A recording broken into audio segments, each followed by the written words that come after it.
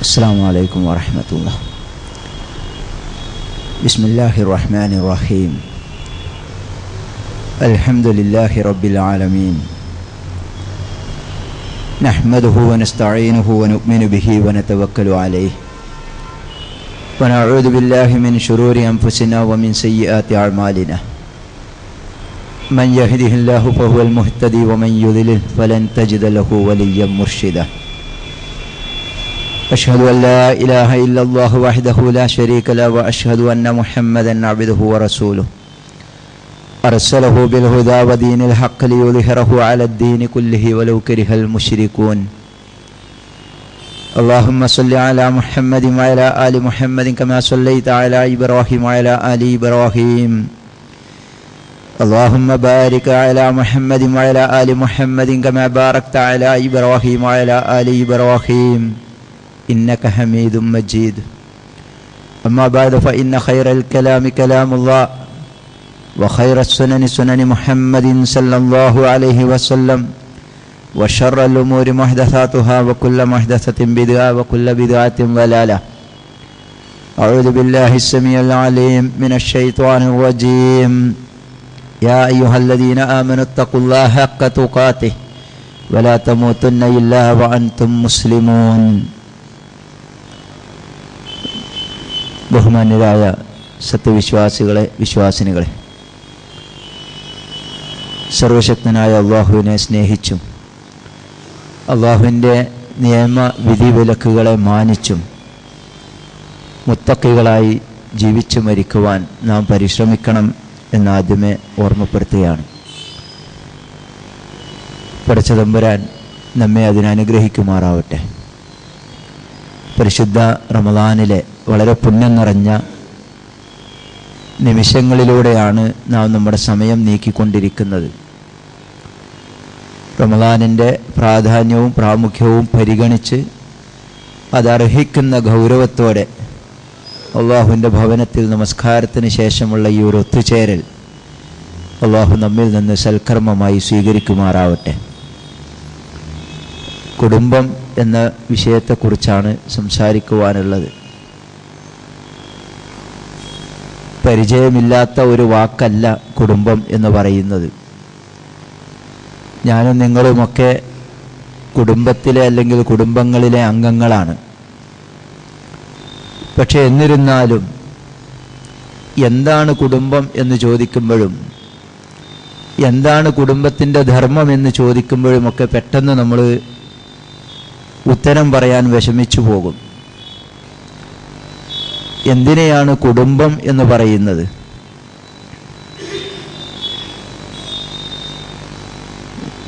ചിലർ പറയും കൂടുമ്പോൾ ഇമ്പമുള്ളത് എന്ന്. അതല്ല എന്നത് നമ്മുടെയൊക്കെ കുടുംബജീവിതം നമ്മെ പഠിപ്പിച്ചു തരുന്നുണ്ട്. അങ്ങനെയാണ് ആഗ്രഹം, കൂടുമ്പോൾ ഇമ്പമുണ്ടാകണമെന്നാണ് ആഗ്രഹം. പക്ഷെ അത് കുടുംബത്തിൻ്റെ ഒരു നിർവചനമൊന്നുമല്ല. കുടുംബം എന്നാൽ എന്താണ്? വലിയ വലിയ പുസ്തകങ്ങൾ ഈ വിഷയത്തിൽ രചിക്കപ്പെട്ടിട്ടുണ്ട്. ഫാമിലി എന്താണ് എന്ന് പറയുന്ന, ഫാമിലിക്ക് ഒരുപാട് ഡെഫിനിഷൻസും കൊടുത്തിട്ടുണ്ട്. ഏറ്റവും ലളിതമായി പറഞ്ഞാൽ ഒരു ഉപ്പയും ഉമ്മയും മക്കളും അടങ്ങുന്നതിനെയാണ് കുടുംബം എന്ന് പറയുന്നത്. അങ്ങനെയാണെങ്കിൽ നമ്മളൊക്കെയും ആ കുടുംബത്തിലെ അംഗങ്ങളാണ്. ചിലപ്പോൾ മക്കളാകാം, ചിലപ്പോൾ ഉമ്മയാകാം, അല്ലെങ്കിൽ ഉപ്പയാകാം. ആ നിലക്ക് കുടുംബത്തിലെ അംഗങ്ങളാണ് നമ്മൾ കൂടിച്ചേരുമ്പോഴാണ് അത് കുടുംബം എന്ന് പറയുന്നത്. പക്ഷെ ആ കുടുംബത്തിന് ഒരുപാട് തരങ്ങളുണ്ട്. വലിയ കുടുംബങ്ങളുണ്ട്. 30, 40 അംഗങ്ങളുള്ള ഒരുപാട് ഉപ്പമാരും ഉമ്മമാരും മക്കളും പേരമക്കളുമൊക്കെയുള്ള വലിയ കുടുംബങ്ങൾ, ജോയിൻറ്റ് ഫാമിലി എന്നൊക്കെ നമ്മൾ ഇംഗ്ലീഷിൽ പറയുന്ന വലിയ കുടുംബങ്ങൾ. ഇപ്പോൾ ചിലപ്പോൾ തിരഞ്ഞാൽ അത് കണ്ടില്ലെന്ന് വരും. പക്ഷെ അങ്ങനെ ഉണ്ടായിരുന്നു നമ്മുടെ മുൻഗാമികൾക്ക്. അതിന് കുറേ ഗുണങ്ങളും നമ്മൾ പറഞ്ഞിരുന്നു. ചില ആളുകളൊക്കെ അങ്ങനെ പറയാറുണ്ടായിരുന്നു. അതിന് ഗുണം, ഒരു കാരണവരുണ്ടാകുമെന്നതൊരു ഗുണമായിരുന്നു. അതുപോലെ തന്നെ പ്രശ്നങ്ങളും പ്രയാസങ്ങളും ഒക്കെ ഉണ്ടാകുമ്പോൾ അതിന് പരിഹാരം കാണാൻ ആളുണ്ടായിരുന്നു. വിഷമങ്ങൾ പങ്കുവെക്കാൻ കുടുംബത്തിൽ അംഗങ്ങളുണ്ടായിരുന്നു. സാമ്പത്തികമായ നിയന്ത്രണം കാരണവർക്കായതുകൊണ്ട് അനാവശ്യമായ ചെലവുകൾ വരുമായിരുന്നില്ല. ഒരു സമൂഹത്തിൽ, ഒരു മിനി സൊസൈറ്റിയിൽ ജീവിക്കുന്ന പരിശീലനം ഈ ഒരു വലിയ കുടുംബത്തിൽ നിന്ന് ലഭിക്കുമായിരുന്നു എന്നിത്യാദി ഒരുപാട് ജോലികൾ, പ്രവർത്തനങ്ങൾ, അത് പങ്കുവെക്കാൻ ആളുണ്ടാകും. ആശുപത്രിയിലോ രോഗാവസ്ഥയിലോ ഒക്കെ കഴിയുന്ന സന്ദർഭങ്ങളിൽ പരിചരിക്കുവാനും ശുശ്രൂഷിക്കുവാനും മാറി മാറി നിൽക്കുവാനുമൊക്കെ എമ്പാടും ആളുകളുണ്ടാകും. ഇങ്ങനെ ഒരു വലിയ നിര, ഒരു പട്ടിക വലിയ ഫാമിലിയുടെ, വലിയ കുടുംബത്തിൻ്റെ ഗുണമായി നമ്മൾ എടുത്തു പറയാറുണ്ട്. പക്ഷെ ഇത്രയേറെ ഗുണങ്ങൾ ഉണ്ടായിട്ടും ഇപ്പോൾ അങ്ങനെ ഒരു കുടുംബങ്ങൾ കാണുന്നില്ല. അപ്പം അതിന് കാരണം നമ്മൾ പറയുക, അത്തരം കുടുംബങ്ങളിൽ ചില ദോഷങ്ങളുണ്ട് എന്നതാണ്. ചില കുറവുകൾ, കുറ്റങ്ങൾ, പോരായ്മകളുണ്ട് അതിന് എന്നതാണ്. എന്തൊക്കെയാണ്? നേരത്തെ പറഞ്ഞ തന്നെ കാരണവർ ഒരു മർക്കടമുഷ്ടിക്കാരനും ഒരു ഗൗരവ സ്വഭാവിയും ആളുകൾക്ക് സമീപിക്കാൻ പറ്റാത്ത ആളുമാണെങ്കിൽ അതിന് അതിൻ്റെതായ ദോഷങ്ങൾ ഉണ്ടാകും ആ കുടുംബത്തിൽ. സ്വത്ത് കാരണവരുടെ കയ്യിലാണ് എന്നതുകൊണ്ട് മറ്റുള്ള ആളുകൾക്ക് ആവശ്യത്തിന് പോലും കിട്ടാത്ത പ്രയാസങ്ങൾ ഉണ്ടാകും. നിറയെ ആളുകളുള്ളൊരു വീടായതുകൊണ്ട് സ്വകാര്യത ഇല്ലാത്തൊരവസ്ഥയുണ്ടാകും. എന്നിങ്ങനെ നമ്മൾ കുറേ പ്രശ്നങ്ങൾ പറഞ്ഞ് അതിന് ദോഷങ്ങളായി നമ്മൾ പട്ടിക നിരത്തിയപ്പോൾ നമുക്കൊക്കെ തോന്നി നല്ലത് ചെറിയ കുടുംബം, ഭാര്യയും ഭർത്താവും മക്കളും മാത്രമുള്ള കുടുംബം, അതാണ് എന്ന് തോന്നി പലർക്കും. അതുകൊണ്ട് ഇപ്പോൾ നമ്മൾ അങ്ങനെയാണ് ജീവിച്ചു വരുന്നത്. പിന്നെ സർക്കാരിൻ്റെ കുറേ നയങ്ങളും അങ്ങനെ തന്നെയാണ്. മുമ്പൊക്കെ കുട്ടികൾ എത്രയുണ്ടായാലും പ്രശ്നം ഉണ്ടായിരുന്നില്ല. പിന്നെ സർക്കാർ പറഞ്ഞു നാം 2, നമുക്ക് 3 കുട്ടികളാണായാലും പെണ്ണായാലും 3 മതി എന്ന് പറഞ്ഞു. പിന്നെ പറഞ്ഞു നാം 2, നമുക്ക് 2 എന്ന് പറഞ്ഞു. പിന്നെ ഇപ്പോൾ പറയുന്നു 1 കണ്ണേ കണ്ണ് എന്നാണ്.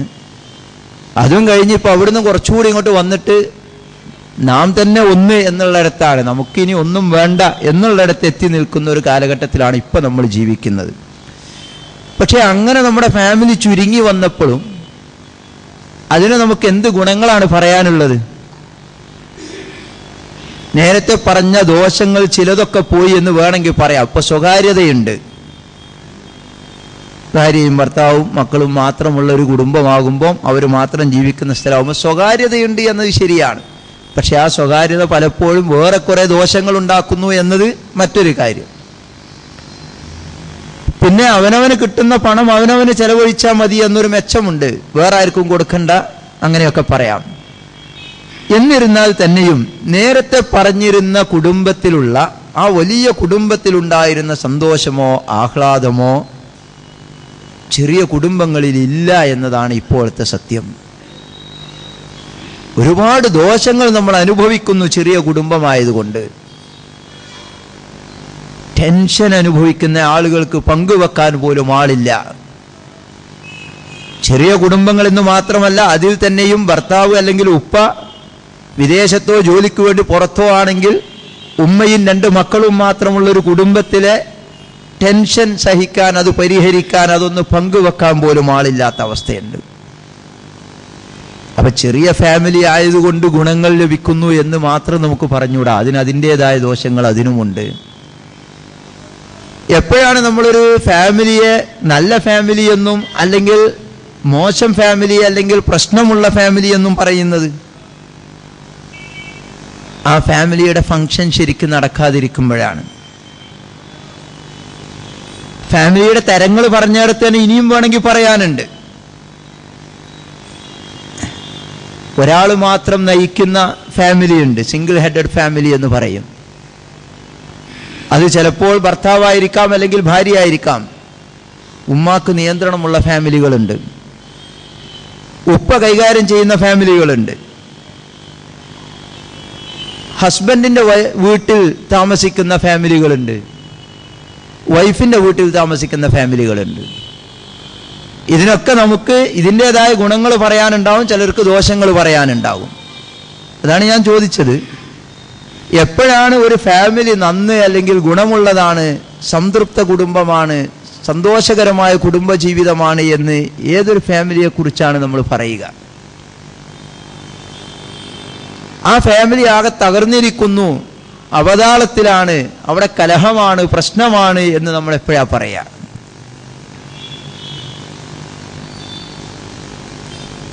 നമ്മുടെ വീട്ടിൽ ഒരുപാട് ഉപകരണങ്ങളുണ്ട്. ഈ ഉപകരണങ്ങൾ നമ്മൾ എപ്പോഴാണ് നല്ലത് എന്ന് പറയുക, എപ്പോഴാണ് അതിന് കേടുണ്ട് എന്ന് പറയുക? ഉദാഹരണത്തിന് മുകളിൽ കറങ്ങുന്ന ഫാന്, ആ ഫാനിൻ്റെതായ ഒരു ധർമ്മമുണ്ട്. ഫാനിൻ്റെ ധർമ്മം എന്താ? കാറ്റ് നൽകുക എന്നതാണ്. അത് സുഖകരമായി കാറ്റ് നൽകിക്കൊണ്ടിരിക്കുമ്പോഴാണ് നമ്മൾ ആ ഫാന് നല്ലതാണ്, അത് വർക്ക് ചെയ്യുന്നു എന്ന് നമ്മൾ പറയുക. അല്ലെങ്കിലോ ഒന്നും വേണ്ട, അതിനകത്തുനിന്ന് കരകര ശബ്ദം ഉണ്ടെങ്കിലോ അപ്പോൾ അതിന് കുഴപ്പമുണ്ട് എന്നാണ് നമ്മൾ പറയുക. അതുപോലെ നമ്മുടെ വീട്ടിൽ മോട്ടോറുണ്ട്, വെള്ളം പമ്പ് ചെയ്യുന്ന മോട്ടോറുണ്ട്. എപ്പോഴാണ് ഒരു മോട്ടോർ വളരെ നന്നായി വർക്ക് ചെയ്യുന്നു എന്ന് നമ്മൾ പറയാറുള്ളത്? സുഖകരമായി അത് സ്വിച്ചിട്ടാൽ അതിന് വെള്ളം ടാങ്കിലെത്തണം, നമുക്ക് വെള്ളം കിട്ടണം, അങ്ങനെയാണെങ്കിലേ ആ മോട്ടോർ നന്നു എന്ന് നമ്മൾ പറയുള്ളൂ. പക്ഷെ ഒരു ഫാൻ ആകട്ടെ, ഒരു മോട്ടോർ ആകട്ടെ, അത് പ്രവർത്തനക്ഷമമാകണമെങ്കിലും അത് കൃത്യമായി അതിൻ്റെ ദൗത്യം നിർവഹിക്കണമെങ്കിലും അതിൻ്റെ ഫംഗ്ഷൻ നടക്കണമെങ്കിലും ഒരുപാട് ഘടകങ്ങൾ കൂടി ചേരേണ്ടതുണ്ട്.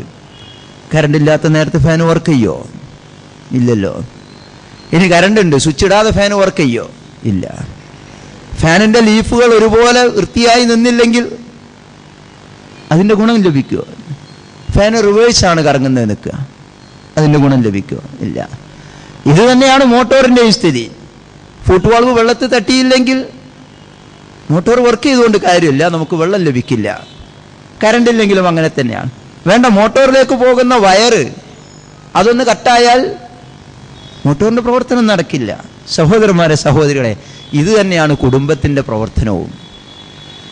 ഒരു കുടുംബം ശരിയായി ഫങ്ഷൻ ചെയ്യണമെങ്കിൽ, അത് വർക്ക് ചെയ്യണമെങ്കിൽ ഒരുപാട് ഘടകങ്ങൾ അതിൽ കൂടിച്ചേരാനുണ്ട്. അവിടെ കറണ്ട് വേണം, വയറ് വേണം, സ്വിച്ച് ഇടണം, വെള്ളം വേണം, വെള്ളത്തിൽ ഫുട് വാൾവ് തട്ടണം എന്നതുപോലെ കുടുംബത്തിലെ അംഗങ്ങൾ പരസ്പരം അവർ നിർവഹിക്കേണ്ടുന്ന ധർമ്മങ്ങളൊക്കെയും നിർവഹിച്ചാലേ കുടുംബത്തിൻ്റെ ഫങ്ഷൻ ശരിക്കും നടക്കുള്ളൂ. ഇന്ന് പലപ്പോഴുള്ള പ്രശ്നം അതാണ്, കുടുംബത്തിലെ ഫങ്ഷൻ ശരിക്കും നടക്കുന്നില്ല. അതുകൊണ്ട് കൗൺസിലർമാരെ തേടി നടക്കുകയാണ്, സ്വകാര്യമായി അന്വേഷിക്കുകയാണ്, ആരെയും ഒന്ന് കാണാൻ പറ്റുക. എന്തേ പ്രശ്നം? സുഖമില്ല. ശാരീരിക അസുഖമാണോ? അല്ല. മാനസിക രോഗമാണോ? അല്ല. എന്താ പ്രശ്നം? പ്രശ്നം കുടുംബത്തിൻ്റെ ഫങ്ഷൻ നടക്കുന്നില്ല. ഇനി ചോദിക്കട്ടെ, എന്താണ് കുടുംബത്തിൻ്റെ ഫങ്ഷൻ? എത്ര കാലമായി നമ്മൾ കുടുംബജീവിതം നയിക്കുന്നു? നമുക്ക് ഭാര്യയുണ്ട്, മക്കളുണ്ട്, കുടുംബമുണ്ട്, ഉപ്പയുണ്ട്, ഉമ്മയുണ്ട്. എന്നിട്ട് ഈ കുടുംബത്തിൻ്റെ ഫങ്ഷൻ എന്താ? കുടുംബത്തിൽ നടക്കേണ്ടുന്ന പ്രവർത്തനങ്ങൾ എന്താ? ഫാനിൻ്റെ പ്രവർത്തനം എന്താ നമുക്കറിയാം, മോട്ടോറിൻ്റെ പ്രവർത്തനം എന്താണെന്നറിയാം. പക്ഷേ ഇത്രയും കാലം കുടുംബജീവിതം നയിച്ചിട്ട് എന്താണ് കുടുംബത്തിൻ്റെ പ്രവർത്തനം, കുടുംബത്തിലെ എന്ത് നടക്കുന്നു, എന്ത് നടക്കണം എന്നത് പറയാൻ പലപ്പോഴും നമുക്ക് സാധിക്കാറില്ല. അങ്ങനെ ജീവിച്ചു പോകുന്നു. കെട്ടിക്കുടുങ്ങി എന്നൊക്കെ പറയലില്ലേ, അങ്ങനെയാണ്. അതല്ലല്ലോ യഥാർത്ഥത്തിൽ കുടുംബത്തിനൊരു ഫങ്ഷൻ ഉണ്ട്. ഏറ്റവും സുപ്രധാനമായ ഫങ്ഷൻ എന്താ? ഒരു കുടുംബം, അതിൽ നിന്ന് ലഭിക്കേണ്ടുന്ന ഫലം എന്താണ്? അല്ലെങ്കിൽ ഒരു കുടുംബത്തിലെ അംഗമായി എന്നതുകൊണ്ട് എനിക്ക് കിട്ടേണ്ടുന്ന ഗുണം എന്താണ്? ഞാൻ മറ്റു കുടുംബാംഗങ്ങൾക്ക് നൽകേണ്ടുന്ന എൻ്റെ ധർമ്മം എന്താണ്? ഇതെന്ന് മനസ്സിലാക്കുന്നുവോ അന്നേ കുടുംബജീവിതത്തിൽ സ്വസ്ഥതയും സമാധാനം ഉണ്ടാവുള്ളൂ. ഏറ്റവും സുപ്രധാനമായ ധർമ്മം, കുടുംബത്തിൻ്റെ ധർമ്മം പരസ്പരം സ്നേഹിക്കുക എന്നതാണ്. നിർലോഭമായ സ്നേഹം പരസ്പരം നൽകുക എന്നതാണ്. അത് ഒരു കുടുംബം ജനിക്കുന്നത് മുതൽ തുടങ്ങണം. ഞാൻ എൻ്റെ ഈ സംസാരത്തിൽ വിശുദ്ധ ഖുർആനിലെ വചനങ്ങൾ നേർക്കുനേരെ ഇങ്ങനെ അറബിയിൽ ഓതുന്നില്ല. നബി തിരുമേനി സല്ലല്ലാഹു അലൈഹി വസല്ലമയുടെ വചനങ്ങളും അറബിയിൽ പറയാൻ ഞാൻ ഉദ്ദേശിക്കുന്നില്ല. അതൊക്കെ നമ്മൾ ഇഷ്ടം പോലെ കേൾക്കുന്നു. പക്ഷേ അതിൻ്റെയൊക്കെ തന്നെ ആശയമാണ് ഞാൻ ഈ പറയുന്നത്. വജഅല ബൈനകും മവദ്ദതൻ വറഹ്മ എന്ന് ഖുർആൻ പറഞ്ഞത് തന്നെയാണ് ഞാൻ ഈ പറയുന്നത്. ഒരു കുടുംബം ജനിക്കുന്നത് വിവാഹത്തിലൂടെയാണ്. വിവാഹം കഴിക്കുന്ന ആദ്യ നാളുകളിൽ ഭാര്യയും ഭർത്താവും തമ്മിൽ അവരുടെ ധർമ്മം എന്താ? നിർലോഭമായി യാതൊന്നും ഇങ്ങോട്ട് ആഗ്രഹിക്കാതെ തന്നെ അങ്ങോട്ട് സ്നേഹിക്കുക എന്നതാണ്. നമ്മളതിന് മധുവിധുകാലം എന്നൊക്കെ പറയും. ആ സ്നേഹം കുട്ടികളുണ്ടാവുമ്പോൾ കുട്ടികളിലേക്ക് പകർന്നു കൊടുക്കുക എന്നത് പിന്നെ ബാധ്യതയായി വരും. മക്കളുടെ ധർമ്മം മാതാപിതാക്കളെ സ്നേഹിക്കുക എന്നതാണ്. ഇന്ന് പലപ്പോഴും നമ്മുടെ കുടുംബത്തിൽ നടക്കാതെ പോകുന്നത് ഈ സുപ്രധാനമായ ധർമ്മമാണ്. ഫാന് കറങ്ങുന്നുണ്ട്, പക്ഷെ റിവേഴ്സാണ്. മോട്ടോർ കറങ്ങുന്നുണ്ട്, പക്ഷെ ഫുട്ബോൾ വെള്ളത്തിൽ തട്ടുന്നില്ല. പിന്നെ എങ്ങനെയാണ് അതിന്റെ ധർമ്മം നടക്കുക? തികച്ചും അന്യയായിരുന്ന ഒരു പെണ്ണിനെ മറ്റാരെക്കാളും കൂടുതൽ സ്നേഹിക്കുവാൻ, കുടുംബത്തിലേക്ക് കടന്നു വരുന്ന ആ പെണ്ണിനെ സ്നേഹിക്കുവാൻ ആ പെണ്ണിനെ നിക്കാഹ് കഴിച്ച പുരുഷന് സാധിക്കണം. ആ പെണ്ണിനെ കൂട്ടിക്കൊണ്ടുവരുന്ന ഈ വീട്ടിലെ പുരുഷന്റെ ഉപ്പക്കോ ഉമ്മക്കോ സാധിക്കണം. അവിടെയുള്ള മറ്റുള്ളവർക്കൊക്കെ സാധിക്കണം. അതില്ലാതെ പോകുമ്പോൾ ആ കുടുംബം താറുമാറാകും. അവിടെയാണ് ഇതിന് പ്രശ്നം. തിരിച്ചും അങ്ങനെ തന്നെയാണ്. ഇന്നലെ വരെ സ്വന്തം വീട്ടിൽ കഴിഞ്ഞിരുന്ന ഒരു പെൺകുട്ടി വിവാഹത്തോടുകൂടി മറ്റൊരു വീട്ടിലേക്ക് പറിച്ചു നടപ്പെടുമ്പോൾ താൻ കടന്നു ചെല്ലുന്ന ആ വീട്ടിലുള്ള മുഴുവൻ ആളുകളെയും തൻ്റെ വീട്ടുകാരെ പോലെ അല്ലെങ്കിൽ അതിലേറെ സ്നേഹിക്കുവാൻ അവൾക്ക് സാധിക്കണം. അപ്പൊ ഒന്നാമത്തെ ധർമ്മം, കുടുംബത്തിലെ ഒന്നാമത്തെ ധർമ്മം പരസ്പരം സ്നേഹിക്കുക എന്നതാണ്. പിശുക്കില്ലാത്ത സ്നേഹം നൽകുക എന്നതാണ്. പണത്തിനു വേണ്ടിയല്ല, പകരം കിട്ടാൻ വേണ്ടിയല്ല, ഇങ്ങോട്ട് സ്നേഹിച്ചത് കൊണ്ട് പകരം അങ്ങോട്ട് എന്നല്ല, അല്ലാതെ തന്നെയുള്ള സ്നേഹം വേണം. ഇത് മാതാപിതാക്കൾ മക്കളോട് വേണം, മക്കൾ മാതാപിതാക്കളോട് വേണം, ഇണകൾ പരസ്പരം വേണം. ഇല്ലെങ്കിലുള്ള പ്രശ്നം എന്താണെന്നറിയോ? കുടുംബത്തിനകത്ത് നടക്കേണ്ടുന്ന ഇനി 2-3 ഫംഗ്ഷൻ കൂടി പറയാം. ഈ പ്രവർത്തനങ്ങൾ കുടുംബത്തിനകത്ത് നടക്കുന്നില്ലെങ്കിൽ ഇത് പുറത്തേക്ക് പോകും. ഉറപ്പല്ലേ? നമ്മൾ കാണുന്നില്ലേ ഇത് പുറത്തു പോണത്? കുടുംബത്തിനകത്ത് സ്നേഹം കിട്ടാതിരുന്നാൽ പുറത്തെ ആളുകളുടെ അടുക്കലേക്ക് സ്നേഹം തേടിപ്പോകും. അതല്ല ഇന്ന് നമ്മുടെ കൗമാരക്കാർക്ക് സംഭവിക്കുന്നത്. കുട്ടികൾ വലുതായി പോകുമ്പോൾ, മുതിർന്നു പോകുമ്പോൾ മാതാപിതാക്കൾ അവരുമായി അകന്നു പോവുകയാണ്. LKG-യിലോ UKG-യിലോ ഒക്കെ പഠിക്കുന്ന കൊച്ചുമക്കളെ കുളിപ്പിച്ച് അണിയിച്ചൊരുക്കി വാനിലോ ബസ്സിലോ കൊണ്ടുപോയാക്കി ടാറ്റ പറഞ്ഞ് ഉമ്മ കൊടുത്ത് പറഞ്ഞയക്കുന്ന മാതാപിതാക്കൾ അതേ മക്കൾ തന്നെ 8-ലോ 9-ലോ ഒക്കെ എത്തുമ്പം അവരിൽ നിന്ന് അകന്നു പോവുകയാണ്. പിന്നെ അവരായി അവരുടെ പാടായി. അവർ സ്വന്തമാണ് കുളിക്കുന്നത്, അവർ സ്വന്തമാണ് അണിഞ്ഞൊരുങ്ങുന്നത്, അവർ സ്വന്തമാണ് പോകുന്നത്. തിരിച്ച് വീട്ടിലേക്ക് വരുമ്പോൾ കൊച്ചുകുട്ടിയെ വാരിയെടുത്ത് ഉമ്മ വെച്ച് കഥ ചോദിച്ച് പഠിച്ച പാട്ട് ചോദിച്ച് ചൊല്ലിച്ച് കൂട്ടിക്കൊണ്ടുവരുമ്പോൾ LKG UKG-ക്ക് അങ്ങനെയാണ് സ്വീകരിക്കുന്നതെങ്കിൽ മുതിർന്ന കുട്ടി വീട്ടിലേക്ക് തിരിച്ചു വരുമ്പോൾ വാതിൽ തുറന്നു കൊടുക്കാൻ പോലും മാതാപിതാക്കൾ ഉണ്ടാവാറില്ല. പുറത്തെ വാതിൽ അടച്ചു വെച്ചിരിക്കുകയാണെങ്കിൽ പിന്നിലൂടെ പോരാൻ വേണ്ടി വിളിച്ചു പറയും. സ്വാഭാവികമായിട്ടും അകന്നു പോവുകയാണ്. ആ അകൽച്ചയിൽ തൻ്റെ വിഷമങ്ങളും ദുഃഖങ്ങളും സങ്കടങ്ങളും പങ്കുവെക്കാൻ ആളില്ലാതെയാകുമ്പോൾ, അല്ലെങ്കിൽ തൻ്റെ മനസ്സിൻ്റെ വികാര വിചാരങ്ങൾ പങ്കുവെക്കാൻ ആളില്ലാതെയാവുമ്പോൾ, ഒന്നും വേണ്ട മനസ്സറിഞ്ഞൊന്ന് സംസാരിക്കുവാൻ ഉപ്പാക്കോ ഉമ്മാക്കോ സമയം കിട്ടാത്തത് കൊണ്ട് മറ്റാരോടെങ്കിലുമൊക്കെ സംസാരിക്കാൻ അവർ മെനക്കെടും. അതുകൊണ്ടാണ് നേരെ മുറിയിൽ പോയി കഥ കടച്ചിരുന്ന് മൊബൈൽ ഫോൺ എടുത്ത് മറ്റാളുകളുമായി കൊഞ്ചിക്കൊഞ്ഞ് സംസാരിക്കുന്നത്. എത്ര കുടുംബങ്ങളിൽ ഈ പ്രശ്നമുണ്ട്? അടിസ്ഥാന കാരണം എന്താണ്? കുടുംബത്തിൽ നടക്കേണ്ടുന്ന ഫംഗ്ഷനാണ് സ്നേഹം ലഭിക്കുക എന്നുള്ളത്. അത് കിട്ടാതിരുന്നാൽ അത് തേടി മനുഷ്യൻ പുറത്തേക്ക് പോകും. ഏതൊരു ധർമ്മവും അങ്ങനെ തന്നെയാണ്. അതുകൊണ്ടാണ് ഇസ്ലാം കുടുംബ സംവിധാനം ഏർപ്പെടുത്തിയത്. കിട്ടേണ്ടതൊക്കെ കുടുംബത്തിനകത്ത് നിന്ന് തന്നെ കിട്ടണം എന്നതുകൊണ്ടാണ്. ഇനി നോക്കൂ, മറ്റൊരു സുപ്രധാനമായ ധർമ്മം നമുക്ക് പറയാൻ പറ്റുക മക്കളുണ്ടാവുക എന്നതാണ്. അതിനാണ് കുടുംബമായി ജീവിക്കുന്നത്. അത് അല്ലാഹുവിന്റെ ഒരു നടപടിക്രമത്തിന്റെ ഭാഗമാണ്. അങ്ങനെ മക്കളുണ്ടായാലോ ആ മക്കൾ കുടുംബത്തിലെ അംഗമായി. അപ്പോൾ അവർക്കും ലഭിക്കണം ഈ സ്നേഹവും കാര്യങ്ങളുമൊക്കെ. മധുവിധു ആഘോഷിക്കുന്ന ഭാര്യയും ഭർത്താവും തനിക്ക് കുഞ്ഞുണ്ടാകുമ്പോൾ, അവർക്ക് കുഞ്ഞുങ്ങളുണ്ടാകുമ്പോൾ ആ സ്നേഹം അവരിലേക്ക് പകർന്നു കൊടുക്കാൻ അവർ തയ്യാറാകണം. ഇതിലെ ഒരുപാട് ഘടകങ്ങൾ വേറെയും പറയാറുണ്ട്. ഇതും ഇപ്പോൾ ഔട്ട്സൈഡ് ഏജൻസി നടത്തുകയല്ലേ. കുഞ്ഞുങ്ങളെ ശുശ്രൂഷിക്കുക, സംരക്ഷിക്കുക, സ്നേഹിക്കുക, വളർത്തുക എന്നത് നമ്മുടെ തിരക്കുകൾ കാരണം മറ്റാളുകളെ ഏൽപ്പിച്ചിരിക്കുന്നു. നമ്മൾ അതും പുറത്തേക്ക് പോവുകയാണ്. വീട്ടിനകത്ത് കിട്ടേണ്ടുന്ന ആ ധർമ്മവും പുറത്തുള്ള ആളുകൾ നിർവഹിക്കുകയാണ്. നോക്കാൻ ആയമാരാണ്, അല്ലെങ്കിൽ കിൻഡർ ഗാർഡനുകളാണ്, അങ്ങനെയുള്ള അവസ്ഥയാണ്. അപ്പൊ അതും വീട്ടിനകത്ത് നടക്കേണ്ടുന്ന വീട്ടിന്റെ ധർമ്മമാണ്. മക്കളുണ്ടാവുക എന്ന് പറയുമ്പോൾ സെക്സ് അതിൽ കടന്നു വരുന്ന സുപ്രധാനമായ ഒരു ഘടകമാണ്. അതും കുടുംബത്തിന്റെ പാലിക്കപ്പെടേണ്ടുന്ന മഹത്തായ ഒരു ധർമ്മമാണ്. സെക്സ് മനുഷ്യ സഹജമാണ്, മനുഷ്യന്റെ ആഗ്രഹമാണ്, അത് നിറവേറ്റപ്പെടണം. പക്ഷെ അതിന് അല്ലാഹുവും മതവും നിശ്ചയിച്ചിരിക്കുന്ന അതിർവരമ്പുകളുണ്ട്. അതിനാണ് കുടുംബജീവിതം. പക്ഷെ അവിടെയും കാര്യങ്ങൾ ശരിക്കും നടക്കാത്തത് കൊണ്ട് എത്ര കുടുംബങ്ങളിൽ പ്രശ്നങ്ങളുണ്ട്. എന്താണ് സെക്സ് എന്ന് അറിഞ്ഞൂടാ.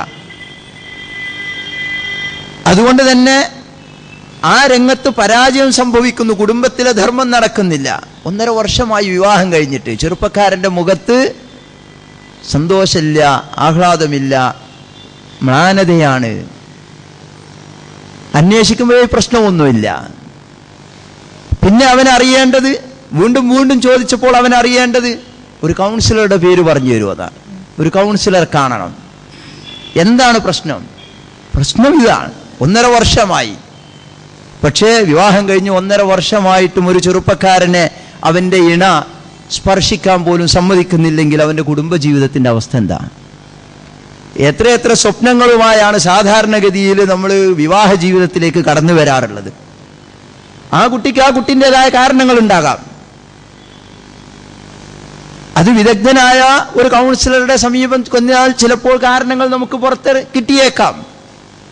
അറിവില്ലായ്മയുണ്ടാകാം, എന്തെങ്കിലും ദുരനുഭവങ്ങൾ മുമ്പുണ്ടായതുണ്ടാകാം, ഇതിനെക്കുറിച്ചുള്ള ഭയപ്പാടുകൾ ഉണ്ടാകാം, ഒരുപാട് കാരണങ്ങൾ ഈ വിഷയത്തിലുണ്ടാകാം. പക്ഷേ ഞാൻ പറയുന്നത്, കുടുംബജീവിതത്തിൽ ഒരാണും പെണ്ണും തമ്മിലുള്ള ബന്ധത്തിൽ ഒരു കോൺക്രീറ്റ് കെട്ടിടത്തിൽ സിമന്റ് പോലെ വർക്ക് ചെയ്യേണ്ടുന്ന ഒരു ഘടകമാണ് സെക്സ് എന്ന് പറയുന്നത്. അതൊരു കടന്നാക്രമണമല്ല. ശാരീരിക ബന്ധം, ലൈംഗിക ബന്ധം എന്നൊക്കെ പറയുന്നത് ബലാത്കാരമല്ല, കടന്നാക്രമണമല്ല, കീഴടക്കലല്ല, ഏകപക്ഷീയമായ ഒരു സംഗതിയല്ല. അത് പരസ്പരം അറിഞ്ഞ് മനസ്സറിഞ്ഞ് അങ്ങനെയാണ് ആ ബന്ധത്തിൽ ഏർപ്പെടേണ്ടത്, സഹകരണത്തോടുകൂടിയാണ്. അത് അല്ലാഹു നിശ്ചയിച്ചെന്ന മാർഗങ്ങളുണ്ട്, മാനദണ്ഡങ്ങളുണ്ട്. അത് അങ്ങനെ തന്നെയാണ് നിർവഹിക്കേണ്ടത്. പക്ഷെ ഞാൻ പറഞ്ഞത്, കുടുംബത്തിന്റെ ധർമ്മത്തിൽപ്പെടുന്ന, കുടുംബത്തിന്റെ ഫംഗ്ഷനിൽപ്പെടുന്ന ഈ കാര്യം കുടുംബത്തിൽ നടക്കാതിരുന്നാൽ എന്തുണ്ടാവും? അത് തേടി പുറത്തു പോകും ആളുകൾ. അതല്ലേ ഇന്ന് നമ്മൾ കാണുന്നത്. എത്രയെത്ര കുടുംബങ്ങൾ തകർന്ന് തരിപ്പണമായി പോയത് ഈ ഒരു വിഷയത്തിലാണ്. ഇസ്ലാമിന്റെ നിർദ്ദേശങ്ങളൊക്കെ എത്ര കണിശമാണ് ആ വിഷയത്തിൽ എന്നറിയും. ഒക്കെ നമ്മൾ പലപ്പോഴും കേൾക്കുന്നതല്ലേ. അപ്പൊ ഇത് തേടി പുറത്തു പോകുന്നത് കൊണ്ട് കുടുംബങ്ങൾ തകർന്നു പോകുന്നു. ഇനി കുടുംബത്തിന്റെ ധർമ്മം നോക്കുമ്പോൾ വിദ്യാഭ്യാസം കുടുംബത്തിന്റെ ധർമ്മത്തിൽപ്പെട്ട ഒന്ന് തന്നെയാണ്.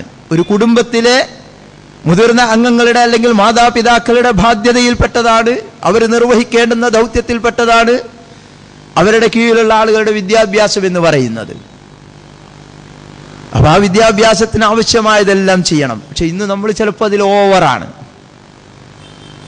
ഓവറായിട്ട് കേവല ഭൗതിക വിദ്യാഭ്യാസം മാത്രം നൽകുകയും അവസാനം മക്കളെ എഞ്ചിനീയറോ ഡോക്ടറോ അല്ലെങ്കിൽ IAS IPS ഒക്കെ ആക്കി തീർക്കുകയും വിദേശ രാജ്യങ്ങളിൽ ഉന്നതമായ ജോലികളോ പദവികളോ ഒക്കെ നേടിക്കൊടുക്കുകയും ഒക്കെ ചെയ്തതിന് ശേഷം മാതാപിതാക്കൾ ഒറ്റപ്പെട്ടു പോകുന്നൊരവസ്ഥയുണ്ട്.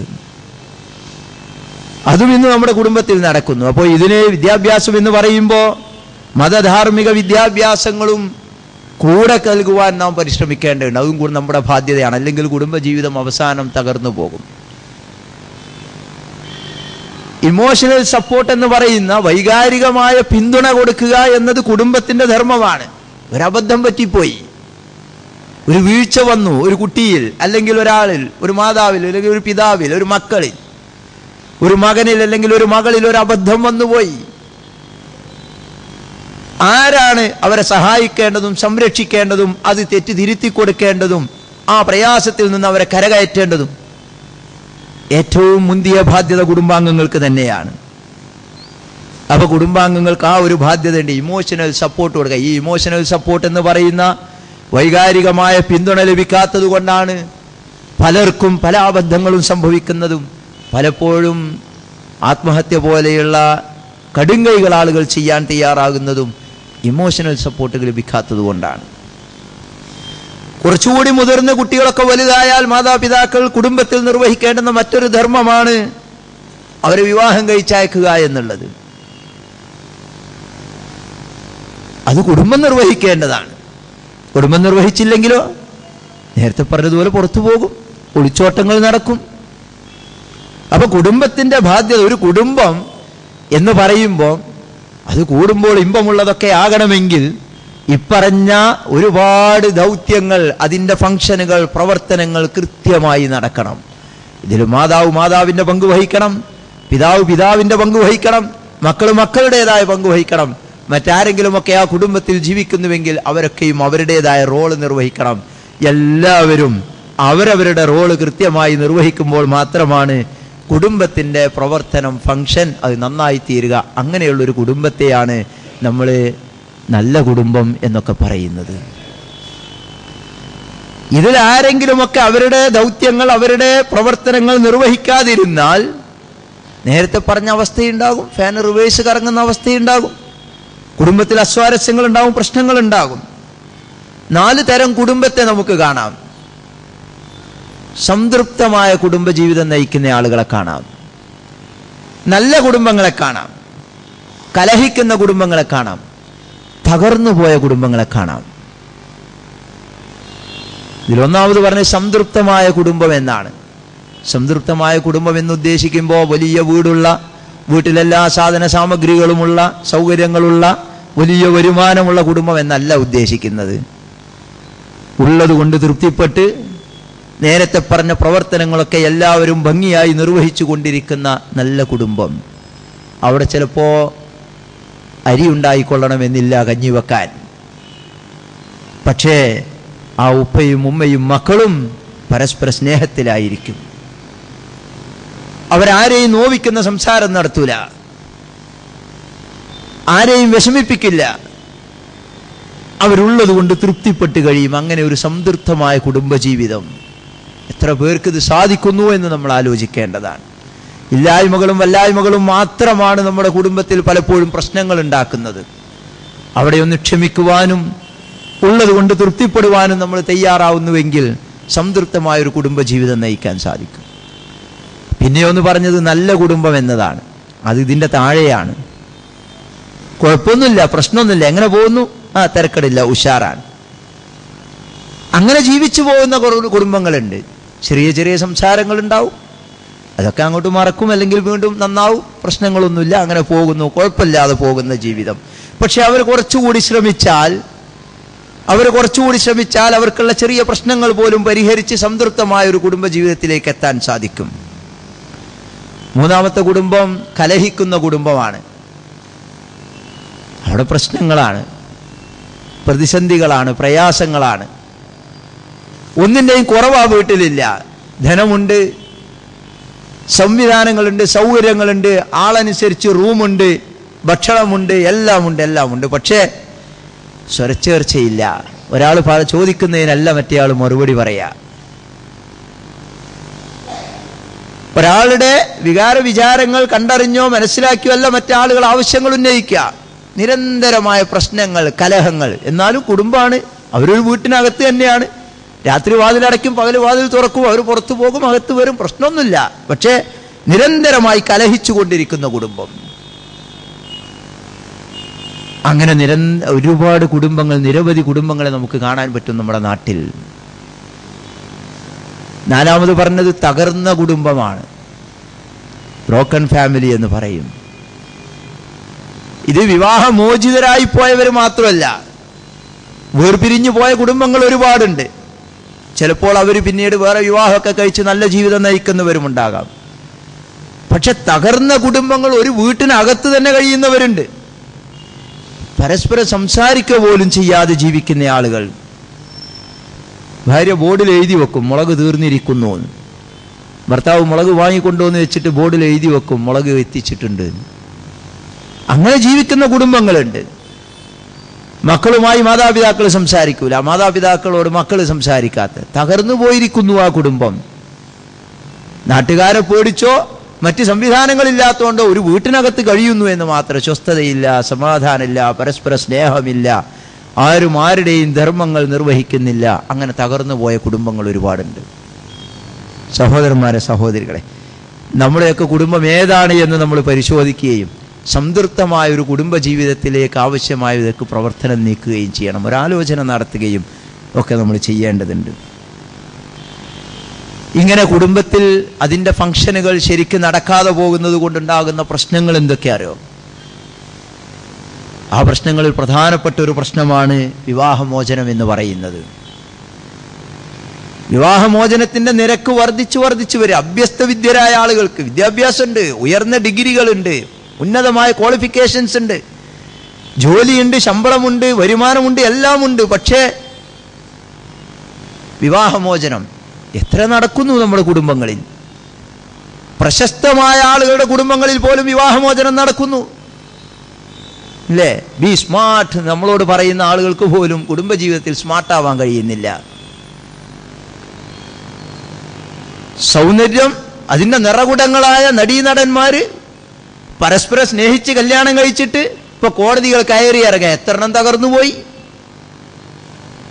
കോടതി കയറി ഇറങ്ങുക, സ്വത്ത് ഓഹരി വെക്കണ വിഷയത്തിൽ തർക്കം നടത്തി വേർപിരിയാൻ വേണ്ടി 1 വർഷം, 1.5 വർഷം, 2 കൊല്ലം, 4 കൊല്ലം അവിടെ കഴിയുന്നു വിവാഹ ജീവിതം, കുടുംബജീവിതം. അപ്പൊ ഈ വിവാഹമോചനം എന്നൊക്കെ പറയുന്നത് നമുക്ക് മതത്തിൻ്റെതായ കാഴ്ചപ്പാടുകളുണ്ട്. ഒറ്റവാചകം മാത്രം അതിൽ പറയട്ടെ. വിവാഹമോചനത്തിന്റെ വിവിധ ഘട്ടങ്ങളും കാര്യങ്ങളും ഒന്നും ഞാൻ വിശദീകരിക്കുന്നില്ല. പക്ഷെ നാം മനസ്സിലാക്കേണ്ട ഒരു സംഗതി, വിവാഹമോചനം ചെയ്യപ്പെട്ട പെണ്ണ് ആരാണോ തന്നെ വിവാഹമോചനം ചെയ്തത് ആ പുരുഷന്റെ വീട്ടിൽ 3 മാസക്കാലം താമസിക്കണം. ഇതെന്റെ വാക്കല്ല, ഇസ്ലാമിന്റെ നിർബന്ധമാണ്, ഖുർആനിന്റെ കൽപ്പനയാണ്, അള്ളാഹുവിന്റെ നിർദ്ദേശ. എന്തിന്? ആ സന്ദർഭത്തിൽ അവന് തിരിച്ചെടുക്കാൻ വേണ്ടിയിട്ട്. നിക്കാഹ് പോലും വേണ്ട, പിന്നെ ഞാൻ തിരിച്ചെടുത്തിരിക്കുന്നു എന്ന് പറഞ്ഞാൽ മതി. അവൻ കാണാവുന്ന വിധം അവന്റെ വീട്ടിൽ കഴിയണം അവൾ എന്നാണ്. പക്ഷേ മുസ്ലിം സമുദായത്തിനിടക്ക് പോലും നടക്കുന്ന വിവാഹമോചനങ്ങൾ എങ്ങനെയാ? വിവാഹമോചനം നടത്തുന്നതിന് 3 മാസം മുമ്പ് കൊണ്ടുപോയാക്കുക ചെയ്യുക, എന്നിട്ട് പിന്നെ പള്ളി കമ്മിറ്റിക്കാർക്ക് കത്തയക്കണ സമ്പ്രദായം ഇപ്പോഴും നിലനിൽക്കുന്നു. ദുസ്സമ്പ്രദായങ്ങൾ. ഞാൻ പറഞ്ഞത്, കുടുംബജീവിതത്തിൽ തകർച്ചയുണ്ടാകുമ്പോൾ അതിന്റെ ഫംഗ്ഷൻ ശരിക്കും നടക്കാതിരിക്കുമ്പോൾ വിവാഹമോചനത്തിലെത്തുന്നു കാര്യങ്ങൾ. അങ്ങനെ വിവാഹമോചനം നടന്നാലുള്ള പ്രശ്നം എന്താ? നേരത്തെ പറഞ്ഞതുപോലെ ഇവന് വേണമെങ്കിൽ പിറ്റേന്ന് തന്നെ കല്യാണം കഴിക്കുക, അവൾക്ക് വേണമെങ്കിൽ 3 മാസം 4 മാസം കാത്തു നിന്നതിന് ശേഷം വീണ്ടും കല്യാണം കഴിക്കുക. പക്ഷെ സഹോദരന്മാരെ, സഹോദരികളെ, അവിടെയുള്ള മക്കളുടെ അവസ്ഥ ആലോചിച്ച് നോക്കൂ. ആ മക്കളുടെ ജീവിതമാണ് നരകതുല്യമാകുന്നത്.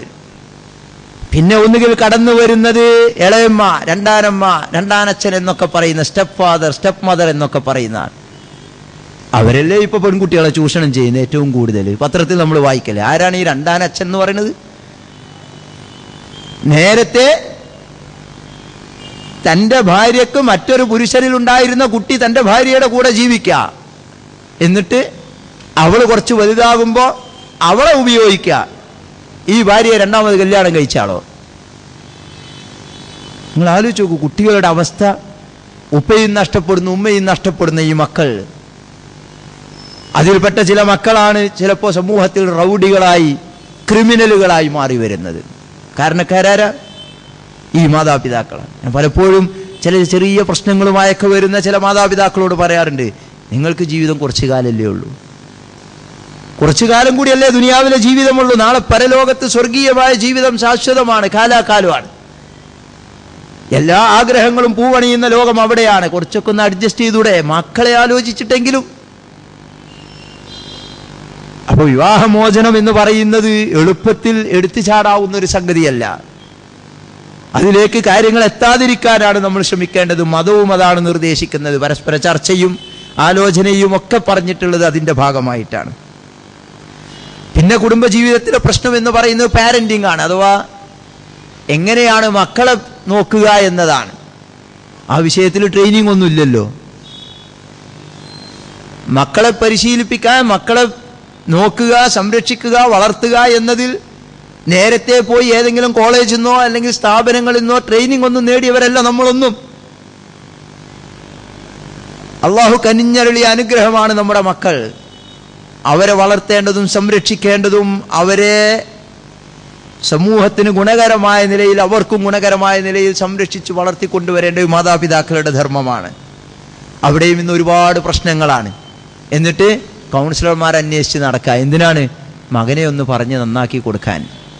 മകന്റെ പോക്ക് അത്ര ശരിയല്ല, അതുകൊണ്ട് അവനെ ഒന്ന് ഉപദേശിക്കാൻ ആളെ തെരഞ്ഞ് നടക്കുക. ഇതുപോലെ ഒരുപാട് പ്രശ്നങ്ങളുണ്ട്. ചില ആളുകൾ കുടുംബത്തിൽ പ്രശ്നമുണ്ടായാൽ നേരെ എവിടേക്ക് പോകും? കള്ളുഷാപ്പിലേക്ക് പോകും. ചിലർ കള്ളു കുടിച്ചതാണ് കുടുംബത്തിലെ പ്രശ്നത്തിന് കാരണം. ചിലർ കള്ളു കുടിക്കുന്നത് കുടുംബത്തിൽ പ്രശ്നമുള്ളത് കൊണ്ടാണ് കാരണം പറയും. രണ്ടും ശരിയല്ല. കുടുംബത്തിൽ പ്രശ്നമുള്ളത് കൊണ്ട് കള്ളു കുടിച്ചാൽ കുടുംബത്തിലെ പ്രശ്നം തീരുമോ? തീരൂല.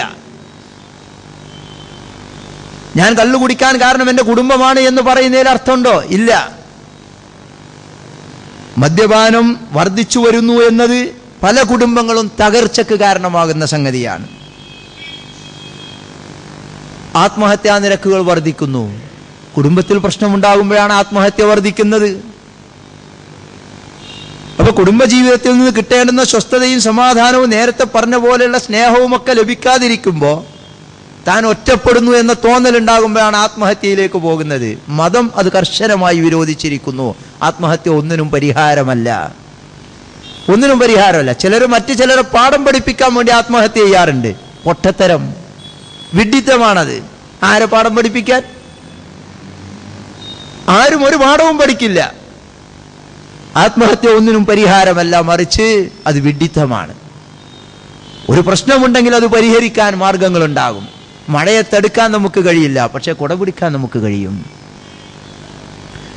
തീവണ്ടിയിൽ യാത്ര ചെയ്യുമ്പോൾ പെട്ടിയും ഭാരവും ലഗേജും ഒന്നും നമ്മൾ തലയിൽ ചുമക്കാറില്ല. അത് വെക്കാൻ സൗകര്യപ്രദമായ സ്ഥലത്ത് വെക്കും. എന്നതുപോലെ ജീവിതത്തിൽ ബുദ്ധിമുട്ടുകളും വിഷമങ്ങളും പ്രയാസങ്ങളും വരുമ്പോൾ, കുടുംബജീവിതത്തിൽ തന്നെ അസ്വസ്ഥതകൾ വരുമ്പോൾ അത് പരിഹരിക്കാനുള്ള മാർഗങ്ങൾ ആരായുക എന്നല്ലാതെ ആത്മഹത്യ അതിന് പരിഹാരമല്ല. പക്ഷെ നമ്മുടെ നാട്ടിൽ നിരന്തരമായ ആത്മഹത്യകൾ നടക്കുന്നു.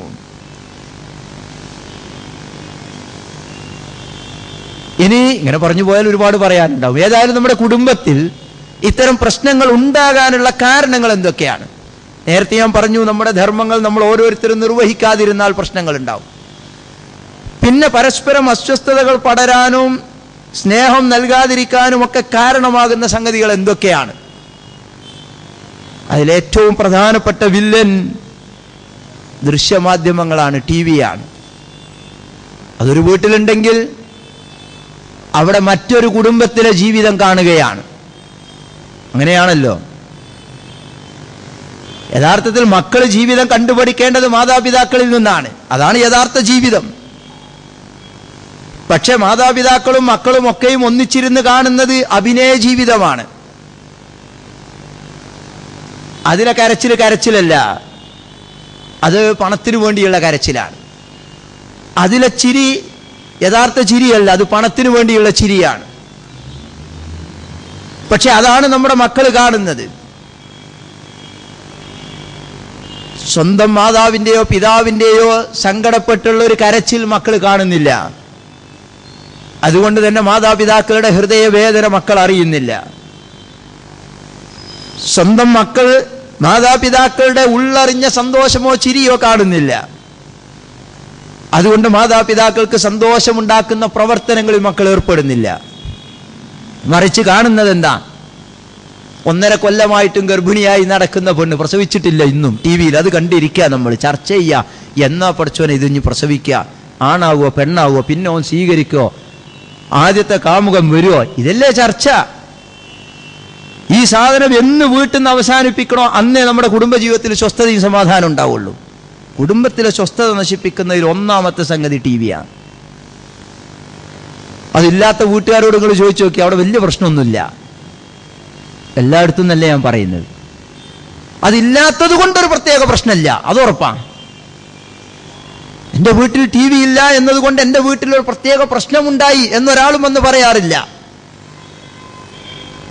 മറിച്ച് നമ്മൾ അറിഞ്ഞോ അറിയാതെയോ സമ്മതിക്കേണ്ടുന്ന ഒരു കാര്യമുണ്ട്. എൻ്റെ വീട്ടിലെ ടി വിയിൽ നിന്ന് എൻ്റെ മകൾ പഠിച്ച ദുസ്വഭാവം അവളുടെ ജീവിതത്തിൽ പ്രശ്നങ്ങൾ ഉണ്ടാക്കി എന്നത് നമ്മൾ സമ്മതിക്കില്ല. പക്ഷേ സത്യം അതാണ്. അപ്പൊ ഇതിനൊക്കെ ഒരു നിയന്ത്രണം നമ്മൾ ഉണ്ടാക്കിയേ പറ്റൂ. പിന്നെ കുടുംബത്തിലെ ചില പ്രശ്നങ്ങൾക്ക് കാരണം സെക്സ് അബ്യൂസ്, ഞാൻ നേരത്തെ പറഞ്ഞ കാര്യം തന്നെയാണ്. ചെറിയ കൊച്ചുമക്കൾ പോലും ലൈംഗികമായ പീഡനത്തിന് വിധേയമാകുന്നത് മിക്കവാറും ആദ്യം വീടുകളിൽ നിന്നാണ്, കുടുംബത്തിൽ നിന്നാണ്. നേരത്തെ ഞാൻ പറഞ്ഞില്ലേ, താങ്ങാവേണ്ട, തണലാവേണ്ട, സംരക്ഷകനാകേണ്ട പിതാക്കൾ പോലും മക്കളെ ലൈംഗികമായി ചൂഷണം ചെയ്യുന്നു. പിന്നെ അടുത്തടുത്ത കുടുംബക്കാർ, അത് ആ കുട്ടിയുടെ അല്ലെങ്കിൽ അത്തരം ആളുകളുടെ കുടുംബ ജീവിതത്തിൽ പിന്നീട് വലിയ പ്രയാസങ്ങൾ ഉണ്ടാക്കുന്നു. ഏതായാലും ഇത്തരം കാര്യങ്ങൾക്കൊക്കെ എന്താണ് പരിഹാരം? ആളുകൾ പറയും ഇതൊക്കെ നിങ്ങൾ പറഞ്ഞൊക്കെ ശരി തന്നെ, ഇതൊക്കെ ഇപ്പൊ എല്ലാവർക്കും അറിയാം. എന്താ പരിഹാരം പറയും? പരിഹാരം കൗൺസിലർമാരുടെ അടുക്ക പോയാൽ അവർ ചില പരിഹാരങ്ങളൊക്കെ നിർദ്ദേശിച്ചു തരും. അവരുടെ പഠനത്തിൻ്റെയും അനുഭവത്തിൻ്റെയും ഒക്കെ അടിസ്ഥാനത്തിൽ ചില നിർദ്ദേശങ്ങൾ ചിലർക്ക് ചിലതൊക്കെ തരാം. പക്ഷെ ഞാൻ മനസ്സിലാക്കിയിടത്തോളം ഏറ്റവും വലിയ കൗൺസിലർ എന്ന് പറയുന്നത് മുഹമ്മദ് നബി കരീം സല്ലല്ലാഹു അലൈഹി വസല്ലമയാണ്. ഏറ്റവും വലിയ ഒരു കൗൺസിൽ ഗ്രന്ഥം എന്ന് പറയുന്നത് വിശുദ്ധ ഖുർആനാണ്. അതിലെ നിർദ്ദേശങ്ങൾ പഠിക്കുകയും പ്രാവർത്തികമാക്കുകയും ചെയ്താൽ കുടുംബത്തിൽ സ്വസ്ഥതയും സമാധാനമൊക്കെ ഉണ്ടാകും. എങ്ങനെയാണ് ഒരു കുടുംബ ജീവിതം എന്ന് നബി തിരുമേനി സല്ലല്ലാഹു അലൈഹി വസല്ലം കാണിച്ചു തന്നിട്ടുണ്ട്.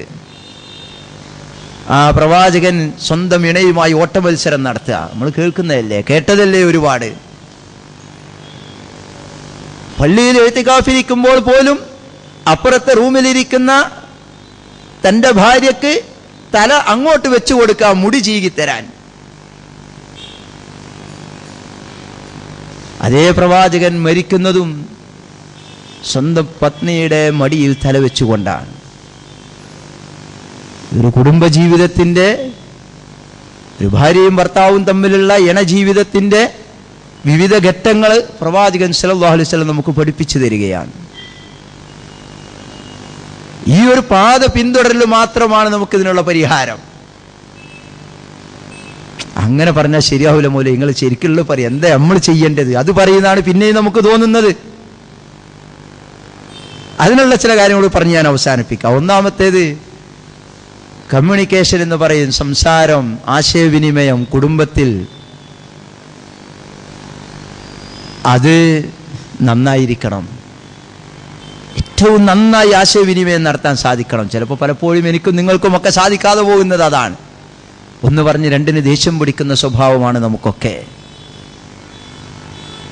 ഏറ്റവും കൂടുതൽ ദേഷ്യം പിടിക്കാൻ പറ്റിയത് ആരോടാ? ഭാര്യയോട്. ഇനി ഭാര്യയോടുള്ള ദേഷ്യം തീർക്കൽ ആരോടാ? മക്കളോട്. ഭർത്താവിനോടുള്ള ദേഷ്യം തീർക്കലും മക്കളോട് തന്നെ. അങ്ങനെ കുടുംബത്തിലാണ് നമ്മൾ പരസ്പരം ദേഷ്യം തീർക്കുന്നത്. കാരണം അത് നമ്മുടെ സ്വകാര്യ സ്ഥലമാണ്, നമ്മളുമായി ബന്ധപ്പെട്ട ആളുകളാണ്, അവരോട് തീർക്കാലോ. അതേ ദേഷ്യം പുറത്തെ ആളുകളോട് തീർത്താലോ വിവരം അറിയും. അപ്പൊ കുടുംബജീവിതത്തിൽ ദേഷ്യം തീർക്കാനുള്ള ഒരു സ്ഥലം എന്നതിന് പകരം നല്ല ആശയവിനിമയം നടത്താവുന്ന ഒരു സാഹചര്യം കുടുംബജീവിതത്തിൽ ഉണ്ടാകണം. അതിലേറ്റവും സുപ്രധാനമായൊരു കാര്യം, നെഗറ്റീവായ ഒരു കാര്യമാണ് നമ്മൾ പറയുന്നതെങ്കിൽ പോലും മറ്റുള്ളവർക്ക് മുറിവേൽക്കാത്ത വിധത്തിൽ പറയാൻ നമ്മൾ പരിശീലിക്കണം എന്നതാണ്. വേണ്ട എന്ന് പറയുന്നതിന് വിവിധ ശൈലികളുണ്ട്. വേണ്ടെന്ന് പറയാം, വേണ്ടാന്ന് പറഞ്ഞില്ലേ എന്ന് പറയാം, എന്നോടൊന്നും ചോദിക്കണ്ടെന്ന് പറയാം. ഇങ്ങനെയൊക്കെ പല നിലക്കും നമുക്ക് സംസാരിക്കാം. കുട്ടി കളിക്കാൻ വേണ്ടി പോട്ടെ എന്ന് ചോദിക്കുമ്പോൾ എന്നോടൊന്നും ചോദിക്കണ്ട, ആരോടാ ചോദിച്ചോ, അല്ലേ പോയിക്കോ എന്ന് പറഞ്ഞാൽ കുട്ടി പോകില്ല. കാരണം കുട്ടിക്കറിയാം അത് നെഗറ്റീവാണ് മറുപടി എന്ന്. നല്ല നിലക്ക് ഇപ്പൊ പോണ്ടടാ എന്ന് പറഞ്ഞാൽ കുട്ടി വീണ്ടും അടുത്ത് കൂടും, വേഗം വരാ എന്ന് പറഞ്ഞുകൊണ്ട്. കാരണം കുട്ടിക്കറിയാം. അപ്പൊ ഇത് നമ്മൾ എങ്ങനെയാണ് ഒരാളോട് സംസാരിക്കുന്നത്, മുഖഭാവത്തിൽ നിന്ന് പോലും നമ്മുടെ ആശയവിനിമയം ആളുകൾ മനസ്സിലാക്കും, കുട്ടികൾ മനസ്സിലാക്കും, ഭാര്യ മനസ്സിലാക്കും.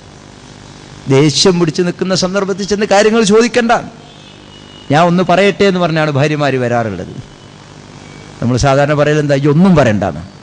ആ ഒന്ന് പറഞ്ഞോട്ടെ എന്ന് വെച്ചൂടെ, അത് പറഞ്ഞോളാണ്ട് പോയിക്കോളൂലേ, പറ്റില്ല, ഒന്നും പറയണ്ടാറ്. എന്നാ ശരി ഊപ്പർ ഒന്നും പറയണ്ടെന്ന് പറഞ്ഞു, അതുകൊണ്ട് ഞാൻ പോട്ടെ എന്ന് വെക്കുവോ? വെക്കൂല. ഒന്നും രണ്ടും മൂന്നും പറഞ്ഞിട്ടേ ചിലപ്പോൾ അവള് പോവുള്ളൂ. അങ്ങനെയാണ് കുടുംബജീവിതത്തിലെ പ്രശ്നങ്ങൾ. അപ്പൊ ഇവിടെയൊക്കെ നമുക്കൊരു മാന്യതയും മര്യാദയും വെച്ച് മറ്റാളുകളെ കൂടി പരിഗണിച്ചുകൊണ്ടുള്ള ഒരു സംസാരം നടത്താൻ കുടുംബത്തിൽ സാധിക്കുമെങ്കിൽ കുറേയൊക്കെ പ്രശ്നങ്ങൾ കുടുംബജീവിതത്തിൽ അവസാനിച്ചു കിട്ടും. ഇനി സംസാരിക്കുമ്പോൾ മറ്റുള്ളവരെ കുറിച്ച് പറയുന്നത് പ്രത്യേകം ശ്രദ്ധിക്കണം. പ്രത്യേകിച്ച് കുടുംബം എന്ന് പറയുന്നത്, ഭാര്യ എന്ന് പറയുന്നത് മറ്റൊരു കുടുംബത്തിൽ നിന്ന് വന്നവളാണ്, ഭർത്താവ് മറ്റൊരു കുടുംബത്തിലെ ആളാണ്. തമ്മ് പറഞ്ഞാൽ ചിലപ്പോൾ എല്ലാവരും സഹിച്ചു എന്ന് വരും. പക്ഷേ അവളുടെ ഉപ്പയെക്കുറിച്ചും ഉമ്മയെക്കുറിച്ചും അവളുടെ കുടുംബത്തെക്കുറിച്ചും പറയുമ്പോൾ സ്വഭാവം മാറും. തിരിച്ചിങ്ങോട്ടും പറഞ്ഞതുകൊണ്ടൊന്നും കാര്യമില്ല. നിങ്ങളുടെ കുടുംബത്തെ എനിക്കും അറിയാം, അങ്ങോട്ടും ഇങ്ങോട്ടും തർക്കിച്ചത് കൊണ്ട് കാര്യമില്ല. അത് അധികം മുറിവേൽക്കും. അതുകൊണ്ട് മറ്റാളുകളെ കുറിച്ച് നമ്മൾ സംസാരിക്കുമ്പോൾ കുറച്ചുകൂടി സൂക്ഷ്മതയും മാന്യതയും ഒക്കെ കാണിക്കണം. അങ്ങനെ സംസാരത്തിന്റെ ഭാഗം അങ്ങനെ തന്നെയാണ്. ഉണ്ടല്ലോ, നമുക്കറിയാലോ നന്നായി സംസാരിക്കാനൊക്കെ അല്ലേ? രാത്രിയിലൊക്കെ ഭാര്യമാരോട് എത്ര നന്നായാണ് നമ്മൾ സംസാരിക്കുന്നത്. അവരുടെ മുടിക്കൊക്കെ എന്തൊരു ഭംഗിയാണ് രാത്രിയിൽ. പക്ഷെ അതേ മുടി പകല് നമുക്ക് ഭക്ഷണത്തിൽ നിന്ന് കിട്ടുമ്പോഴോ? അങ്ങനെയാണ്. നമ്മുടെ സമീപനമാണ് പ്രശ്നം. നമ്മുടെ സംസാരം നമുക്ക് നിയന്ത്രിക്കാൻ സാധിക്കുന്നതാണ്. മറ്റൊരൊറ്റമൂലി എന്ന് പറയാവുന്നത് നമുക്കാർക്കും സാധിക്കാത്തതാണ്, നേരില്ലാത്തതാണ്. ഒന്നിച്ചിരിക്കുക എന്നതാണ്. ടൈം ടുഗദർ എന്ന് പറയും. കുടുംബത്തിൽ ഒന്നിച്ചിരിക്കുക, അതിന് മാത്രമാണ് ഇന്ന് നമുക്ക് നേരമില്ലാത്തത്. ക്ലബ്ബിൽ പോകാൻ നേരമുണ്ട്, കളിക്കാൻ പോകാൻ നേരമുണ്ട്, മീറ്റിങ്ങിന് പോകാൻ നേരമുണ്ട്, സംഘടനയിൽ പോകാൻ നേരമുണ്ട്, വേണമെങ്കിൽ ക്യാമ്പായിട്ട് അവിടെ ഇവിടെയും പോയി നിൽക്കാൻ സമയമുണ്ട്, ഒക്കെ ഉണ്ട്. പക്ഷേ കുടുംബത്തോടൊപ്പം ഒന്നിച്ചിരിക്കാൻ സമയമില്ല എന്നത് കുടുംബത്തിൽ ഒരുപാട് പ്രശ്നങ്ങൾ ഉണ്ടാക്കുന്നുണ്ട്. ഒന്നിച്ചിരിക്കുമെങ്കിലോ ഒരുപാട് പ്രശ്നങ്ങൾക്ക് അത് പരിഹാരവുമാണ്. കുട്ടികൾ എഴുന്നേൽക്കുന്നതിന് മുമ്പ് പോകുന്ന മാതാപിതാക്കൾ, കുട്ടികൾ ഉറങ്ങിയതിന് ശേഷം മാത്രം വീട്ടിലേക്ക് വരുന്ന പിതാക്കൾ, അന്വേഷിച്ചാൽ എന്താ പറയാ? എൻ്റെ മക്കൾക്ക് വേണ്ടിയാണ് ഞാൻ ജീവിക്കുന്നത്, കഷ്ടപ്പെടുന്നത്, എൻ്റെ മക്കൾക്ക് വേണ്ടിയാണ് ഞാൻ പോകുന്നത്. ഈ മക്കൾക്ക് ഈ സ്വന്തം ഉപ്പയെ അറിയില്ല. അപ്പൊ അത് എങ്ങനെയെങ്കിലും ഉണ്ടാക്കേണ്ടുന്ന ഒരു സംഗതിയാണ് കൂടെ കഴിയുക എന്നുള്ളത്. ഒന്നിച്ച് ഭക്ഷണം കഴിക്കാൻ സാധിക്കുമെങ്കിൽ ഏറ്റവും നല്ലത് അങ്ങനെ ഒന്നിച്ചു കൂടിയിരുന്ന് ഭക്ഷണം കഴിക്കുക എന്നുള്ളത്. ഇതുപോലെ ആവശ്യം വേണ്ട മറ്റൊരു സംഗതിയാണ് കുടുംബ ബഡ്ജറ്റ് എന്ന് പറയുന്നത്. മിക്ക കുടുംബങ്ങളിലും പ്രശ്നങ്ങളുടെയും പ്രയാസങ്ങളുടെയും പ്രധാന കാരണം സാമ്പത്തികമായ പ്രയാസങ്ങളാണ്, പ്രശ്നങ്ങളാണ്, കടബാധ്യതകളാണ്. എന്താ കാരണം? ഒരു ബഡ്ജറ്റ് ഇല്ല. കുടുംബത്തിന്റെ വരുമാനം എത്രയെന്ന നോട്ടമില്ല, ചെലവ് എത്രയെന്ന് നോട്ടമില്ല, സമ്പാദിക്കേണ്ടത് എത്രയെന്ന് കണക്കില്ല, സ്വന്തം ഉപ്പയുടെ വരുമാനം എത്രയെന്ന് മക്കൾക്കറിയില്ല, ഭർത്താവിന് എത്ര രൂപ ശമ്പളം കിട്ടുന്നുണ്ട് എന്ന് ഭാര്യക്കറിയില്ല. എങ്ങനെയാണ് ആ കുടുംബത്തിൽ സ്വസ്ഥതയും സമാധാനം ഉണ്ടാകുക? ആവശ്യങ്ങളുടെ പട്ടിക നീളുകയാണ്. പിന്നെ ഒന്നുകിൽ കൈക്കൂലി വാങ്ങും, അതല്ലെങ്കിൽ കടം വാങ്ങും, ലോൺ എടുക്കും. അതും അവസാനം ചെന്നെത്തുക എവിടെയാണ്? കുടുംബത്തിലെ അസമാധാനത്തിലും അസ്വസ്ഥതയിലുമാണ്. മാന്യമായൊരു കുടുംബ ബഡ്ജറ്റ് വേണം. അവനവൻ്റെ വരുമാനത്തിനനുസരിച്ച് കുടുംബത്തിലെ ചെലവുകൾ ക്രമീകരിക്കണം. അതിലേക്ക് മക്കളെയും ഭാര്യമാരെയും കൊണ്ടുവരാൻ ഭരണം നടത്തിക്കൊണ്ടിരിക്കുന്ന, വരുമാനമുണ്ടാക്കിക്കൊണ്ടിരിക്കുന്ന ഉപ്പമാർക്ക് സാധിക്കണം. എന്നിട്ട് ഉള്ളതിനനുസരിച്ച് ചെലവാക്കുന്ന ഒരവസ്ഥയുണ്ടാകണം. ഞാൻ അവസാനിപ്പിക്കുകയാണ്. കുടുംബ ജീവിതത്തിൽ പറയേണ്ടുന്ന ഒരു മേഖല എന്ന് പറയുന്നത് പ്രായം ചെന്നവരുടെ കാര്യമാണ്. വളരെ പ്രായം ചെന്ന് പാടുപെട്ട് അധ്വാനിച്ച് നേരത്തെ പറഞ്ഞ മധുവിധു കഴിഞ്ഞു, കുട്ടികളെ പോറ്റി വളർത്തി വലുതാക്കി, അവർക്ക് വിദ്യാഭ്യാസം കൊടുത്തു, അവരെ വിവാഹം ചെയ്തയച്ചു, എല്ലാം കഴിഞ്ഞ് അവസാനം ഒരൊറ്റപ്പെടുന്ന ഒരവസ്ഥയുണ്ട്. എംപ്റ്റി നെസ്റ്റ് സിൻഡ്രോം എന്ന് ഇംഗ്ലീഷ് പറയും. തള്ളപ്പക്ഷികൾ മാത്രം കൂട്ടിലാകുന്ന അവസ്ഥ, അതിൽ തന്നെ ഒരാൾ ചിലപ്പോൾ മരിച്ചു പോകാവുന്ന അവസ്ഥ, ഒറ്റപ്പെട്ടു പോകുന്ന അവസ്ഥ. എത്രയെത്ര സഹോദരി സഹോദരന്മാരുണ്ട് സുഹൃത്തുക്കളെ. ഒന്ന് സന്ദർശിക്കണം അത്തരം ആളുകളെയൊക്കെ നമ്മളൊന്ന്. അവർക്ക് ഒരുപാട് കാര്യങ്ങളൊന്നും പറയാനില്ല. അവർക്കാകെ കൂടി പറയാനുള്ളത് എങ്ങനെയെങ്കിലും ഒന്ന് ഈമാനോടുകൂടി വേഗം അങ്ങോട്ട് കൊണ്ടുപോകാൻ അള്ളാഹുവിനോട് നിങ്ങൾ ദ്വാരക്കണമെന്ന് മാത്രമാണ് പറയാനുള്ളത്. 6-7 മക്കളുണ്ട്, 20-30 പേരമക്കളുണ്ട്. പക്ഷെ കൈപിടിക്കാൻ, ഒന്ന് എഴുന്നേൽപ്പിച്ചു നിർത്താൻ, ഒന്ന് തലോടാൻ, തുപ്പിക്കളയാൻ ഒരു പാത്രം എടുത്തു കൊടുക്കാൻ ആളില്ലാത്ത എത്രയോ സഹോദരി സഹോദരന്മാരുണ്ട്, പ്രായമേറെ ചെന്ന ആളുകൾ. നമുക്കതും പ്രശ്നമല്ല, അതിനും നമ്മൾ സംവിധാനം ഉണ്ടാക്കി. വീട്ടിൽ നിന്ന് കിട്ടേണ്ടുന്ന, കുടുംബത്തിൽ നിന്ന് കിട്ടേണ്ടുന്ന ഈ ദൗത്യം നടത്താൻ ഓൾഡ് ഏജ് സദനങ്ങളുണ്ട്, വൃദ്ധസദനങ്ങളുണ്ട്. നമ്മൾ അവിടെ കൊണ്ടുപോയി ആക്കാം, പൈസ കൊടുക്കാൻ നമ്മൾ തയ്യാറാണ്. അപ്പം ആ കാര്യം കൂടി നമ്മുടെ സജീവമായ ശ്രദ്ധയ്ക്ക് വരണം. മാതാപിതാക്കൾ ഒരു ജീവിതകാലം മുഴുവനും കഷ്ടപ്പെട്ട് അധ്വാനിച്ചത് നമ്മെ പോറ്റി വളർത്തി വലുതാക്കി ഈ രൂപത്തിലാക്കാനാണ്. അവർക്കാവതില്ലാതെയാകുന്ന കാലത്ത് പകരം ചെയ്യാൻ, എത്ര പകരം ചെയ്താലും മതിയാവാത്ത അത്രയും അവർ ചെയ്തിട്ടുണ്ട് എന്നതുകൊണ്ടാണ് ഖുർആൻ അവർക്ക് വേണ്ടി പ്രത്യേകം പ്രാർത്ഥിക്കാൻ നമ്മോട് ആവശ്യപ്പെട്ടത്.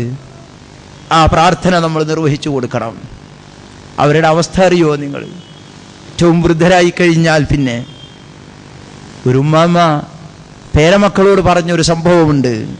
പേരമക്കളുമായി കൊച്ചു വർത്തമാനങ്ങൾ പറയുന്നതിനിടയ്ക്ക് ഉമ്മാമ പറഞ്ഞത്രേ, മക്കളെ, ഞാൻ മരിക്കുന്നതിന് മുമ്പ് ഉപ്പാപ്പ മരിച്ചാൽ മതിയായിരുന്നു.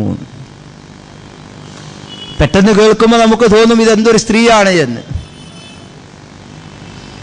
ആ ഉമ്മയുടെ ആഗ്രഹം കണ്ടില്ലേ? കുറെ കാലം ഇനിയും ജീവിക്കണം. അദ്ദേഹം ഉള്ളത് കൊണ്ട് എന്തെങ്കിലും ബുദ്ധിമുട്ടും പ്രയാസമൊക്കെ ഉണ്ടായിരിക്കും. അതുകൊണ്ടാണ് ഞാൻ മരിക്കണതിന് മുമ്പ് അത് മരിച്ചാൽ മതിയായിരുന്നു എന്ന് പറയുന്നത് എന്നാണ് നമുക്ക് തോന്നുക. അത്ഭുതപൂർവം മക്കൾ ചോദിച്ചു, പേരമക്കൾ ചോദിച്ചു, എന്താണ് ഉമ്മാമ നിങ്ങൾ ഇങ്ങനെ പറയാൻ? ഉപ്പാപ്പ മരിച്ചാൽ പിന്നെ നിങ്ങൾക്ക് ആരാണുള്ളത്? അതിനാ ഉമ്മാമ പറഞ്ഞ മറുപടിയുണ്ട്. ഉമ്മാമ പറഞ്ഞത്, മക്കളെ, ഉപ്പാപ്പ മരിച്ചിട്ട് ഉമ്മാമക്കാരില്ലെങ്കിലും പ്രശ്നമില്ല. പക്ഷെ ഉപ്പാപ്പയെ നിങ്ങൾക്കറിയാലോ, രാത്രി 2 മണിക്ക് ബാത്റൂമിൽ പോകാൻ എഴുന്നേൽക്കും. കൈ പിടിച്ചു കൊണ്ടുപോയാക്കി കൊടുത്തില്ലെങ്കിൽ വീണു പോകും. പുലർച്ചെ സുബഹി ബാങ്ക് കൊടുക്കുന്ന നേരത്ത് കട്ടൻ ചായ കിട്ടണം, അതുണ്ടാക്കി കൊടുക്കണ്ടേ. രാവിലെ നേരിയ ചുടുവെള്ളത്തിലാണ് കുളിക്കാറുള്ളത്, വെള്ളം ചൂടാക്കി കൊടുക്കണ്ടേ.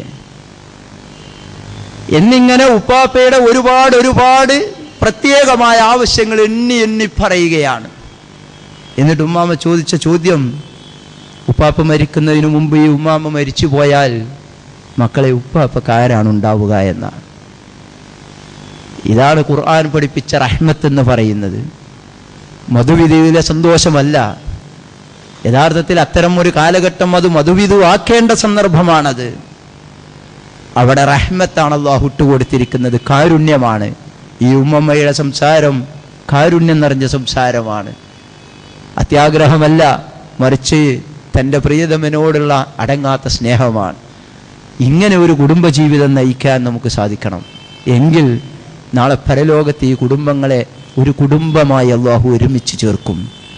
ഇതിനേക്കാൾ സൗന്ദര്യവതികളായി, ഇതിനേക്കാൾ സുന്ദരന്മാരായി, ഇതിനേക്കാൾ ആരോഗ്യമുള്ളവരായി ഒരു കുടുംബമായി അല്ലാഹു നമ്മെ ഒരുമിച്ച് ചേർക്കും. അത്തരം ഒരു കുടുംബജീവിതം സർവശക്തനായ അല്ലാഹു നമുക്കൊക്കെ പ്രദാനം ചെയ്തു തരുമാറാവട്ടെ. നമ്മിൽ നിന്ന് വന്നുപോയ പാകപ്പിഴവുകൾ അല്ലാഹു നമുക്ക് വിട്ടുപുറത്ത് മാപ്പാക്കി തരുമാറാവട്ടെ. اللهم اغفر للمؤمنين والمؤمنات والمسلمين والمسلمات والأحياء منهم والأموات إنك مجيب الدعوات يا قاضي الحاجات. ربنا هب لنا من أزواجنا وذرياتنا قرة أعين واجعلنا للمتقين إماما. ربنا اصرف عنا عذاب جهنم إن عذابها كان غراما إنها ساءت مستقرا ومقاما. ربنا هب لنا من أزواجنا وذرياتنا قرة أعين واجعلنا للمتقين إماما. ربنا آتنا في الدنيا حسنة وفي الآخرة حسنة وقنا عذاب النار. وآخر دعوانا الحمد لله رب العالمين. السلام عليكم ورحمة الله.